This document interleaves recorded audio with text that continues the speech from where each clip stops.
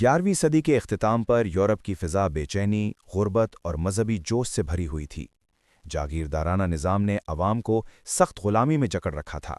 کسان بھوک اور ظلم کا شکار تھے، جبکہ چرچ اپنی کھوئی ہوئی طاقت کو دوبارہ حاصل کرنے کے خواب دیکھ رہا تھا۔ ایسے وقت میں مشرق کی سرزمین، خاص طور پر بیت المقدس، یورپی ذہنوں میں ایک مقدس اور پرکشش خواب بن چکی تھی۔ بیت المقدس صدیوں سے مسلمانوں کے زیر نگین تھا۔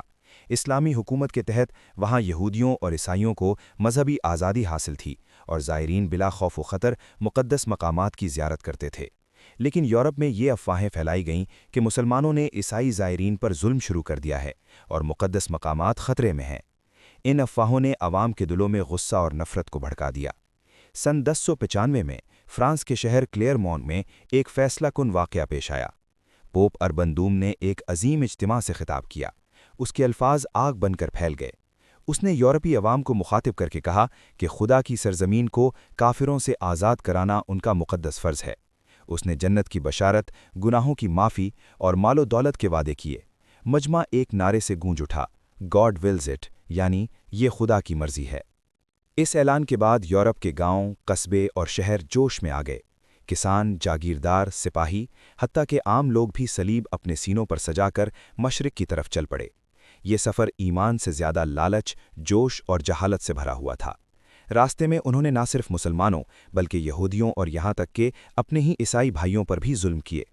جب صلیبی لشکر اناطولیہ سے ہوتا ہوا شام کی سرزمین میں داخل ہوا تو مسلم دنیا بکھری ہوئی تھی۔ عباسی خلافت کمزور ہو چکی تھی اور مختلف مسلمان حکمران آپس کی کشمکش میں مصروف تھے۔ یہی کمزوری صلیبیوں کے لیے موقع بن گئی۔ 1099 میں صلیبی لشکر بیت المقدس پہنچا۔ شہر کا محاصرہ سخت تھا۔ خوراک اور پانی کی شدید قلت تھی۔ جب شہر فتح ہوا تو تاریخ کا ایک دردناک باب رقم ہوا۔ صلیبیوں نے مسلمانوں، یہودیوں اور حتیٰ کہ مشرقی عیسائیوں کا بھی بے دریغ قتل عام کیا۔ گلیاں خون سے بھر گئیں اور مقدس شہر کی حرمت پامال ہوئی۔ یہ واقعہ صرف ایک شہر کی فتح نہیں تھا، بلکہ ایک طویل خونریز اور المناک سلسلے کی ابتدا تھی جسے تاریخ صلیبی جنگوں کے نام سے جانتی ہے۔ یہ جنگیں تقریباً 200 سال تک جاری رہیں، جن میں لاکھوں انسان مارے گئے، تہذیبیں ٹوٹیں اور نفرت کی ایسی دیواریں کھڑی ہوئیں جن کے اثرات صدیوں تک محسوس کیے گئے۔ تاہم وقت نے یہ بھی ثابت کیا کہ ظلم ہمیشہ قائم نہیں رہتا۔ بعد کے ادوار میں مسلم دنیا نے سنبھل کر صلاح الدین ایوبی جیسے عظیم قائد پیدا کیے، جنہوں نے نہ صرف بیت المقدس کو آزاد کرایا بلکہ انسانیت، عدل اور برداشت کی ایسی مثال قائم کی جو آج بھی تاریخ کا روشن باب ہے۔